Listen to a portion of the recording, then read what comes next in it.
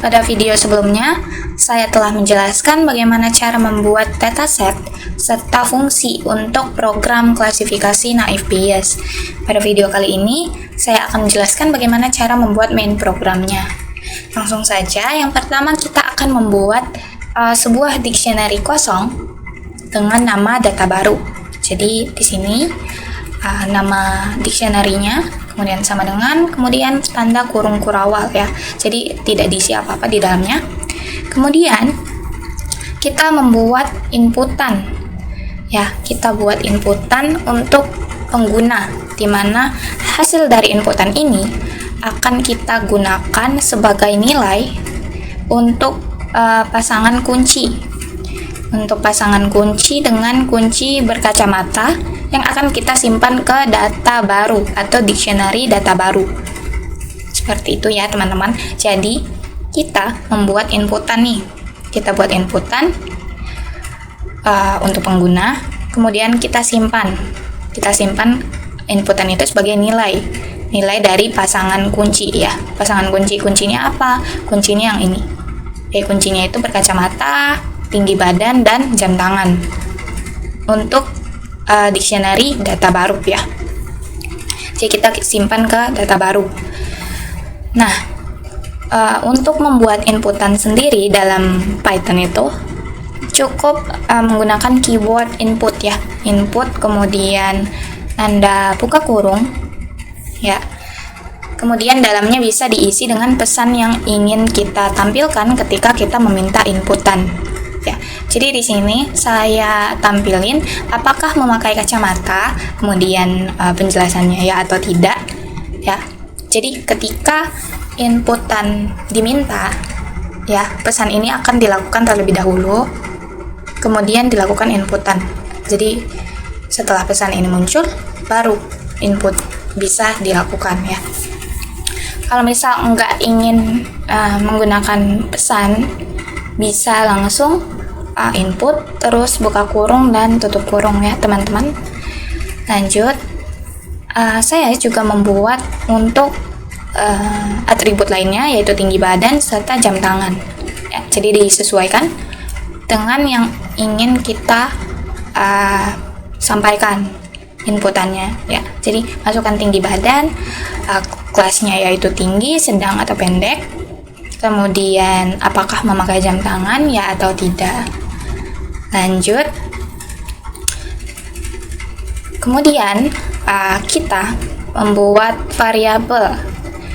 Dua variabel yaitu variabel hasil prediksi dan nilai prediksi yang kita isi dengan pemanggilan fungsi.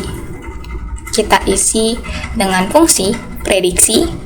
Untuk variabel hasil prediksinya kita isi dengan fungsi prediksi, di mana argumennya itu berupa data atau list data yang menjadi data trainnya, kemudian data baru, jadi dictionary yang tadi ya, data targetnya.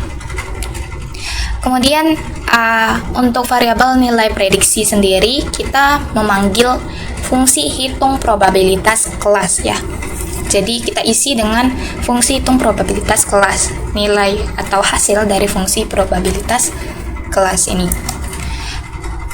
Argumennya sama, berupa data dan data baru. Kemudian kita cetak dengan menggunakan perintah print. Kita cetak nih hasilnya.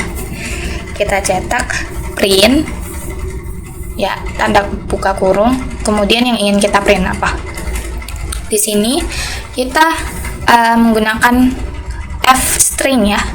Jadi f-string dalam Python sendiri ini berarti kita dapat mencetak string dengan memasukkan variabel langsung ke dalam stringnya.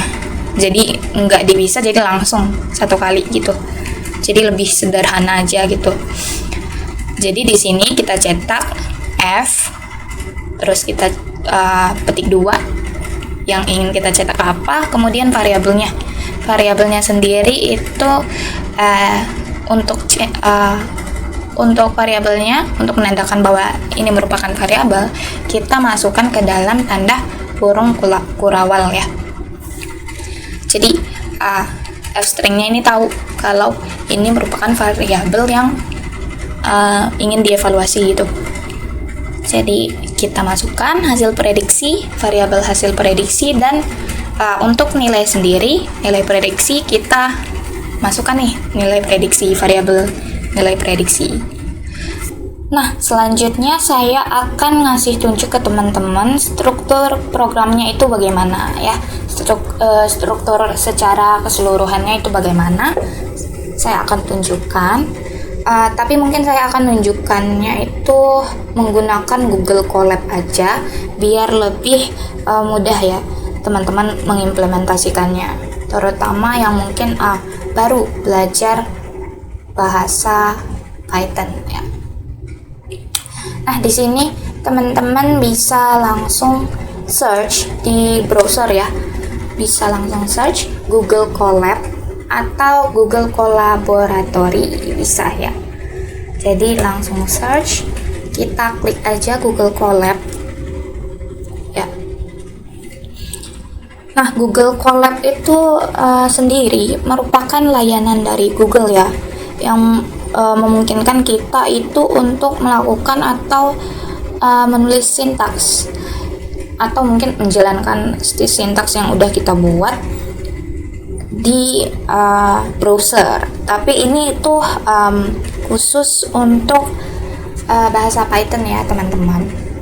Jadi mirip kayak IDE gitu, tapi bedanya ini tuh dapat diakses di browser tanpa perlu menginstal aplikasi.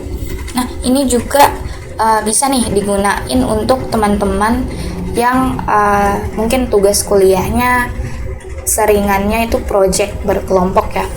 Jadi ini dapat digunain lebih dari satu pengguna secara real time ya. Terus juga penyimpanannya ini udah terhubung ke Google Drive. Jadi teman-teman bisa menyimpannya secara lebih aman aja gitu, udah langsung terhubung. Nah, untuk tampilan awalnya tuh seperti ini. Teman-teman bisa langsung login. Mungkin saya contohin ya, login terlebih dahulu. Teman-teman bisa login. Tampilan awalnya itu seperti ini ya.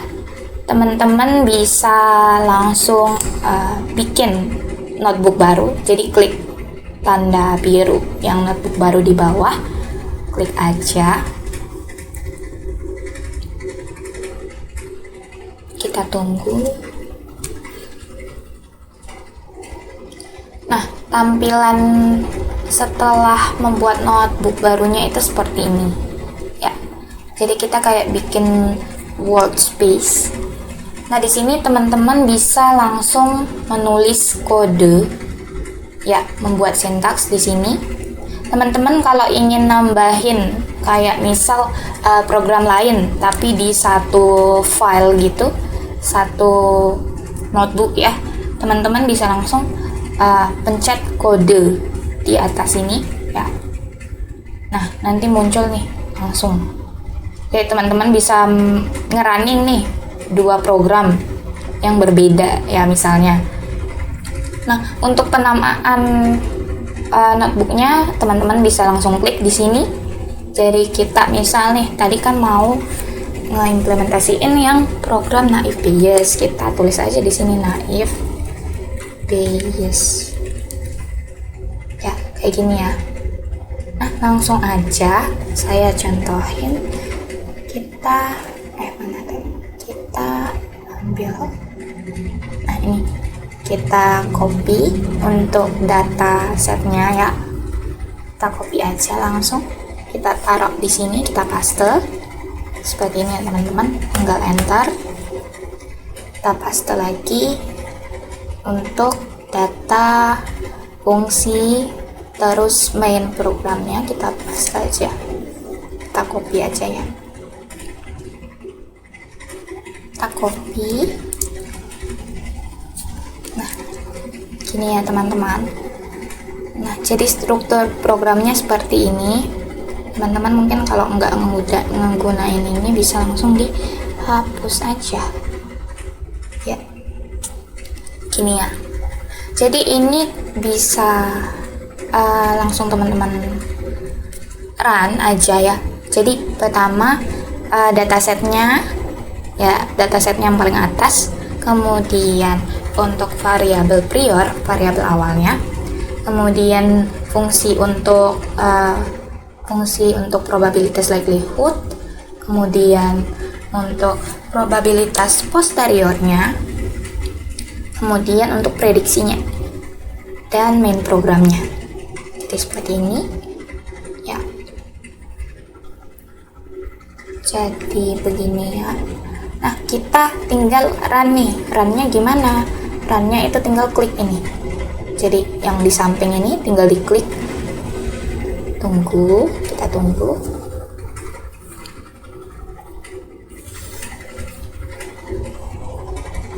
Nah, nanti langsung muncul outputnya ini.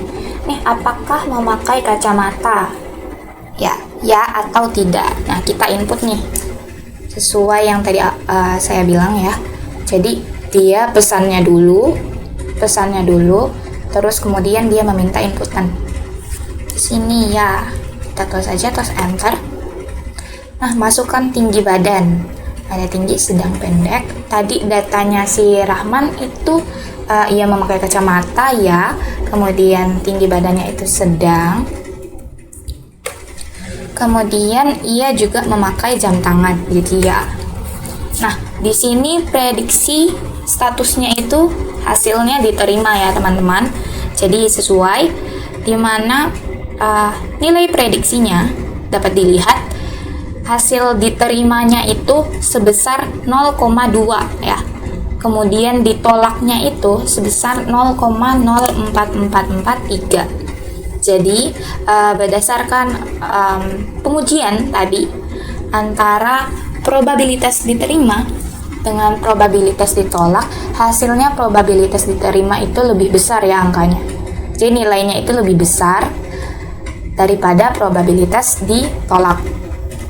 Jadi prediksi status untuk si Rahman ini hasilnya yaitu diterima ya, karena di sini nilai prediksinya lebih besar gitu ya teman-teman ya.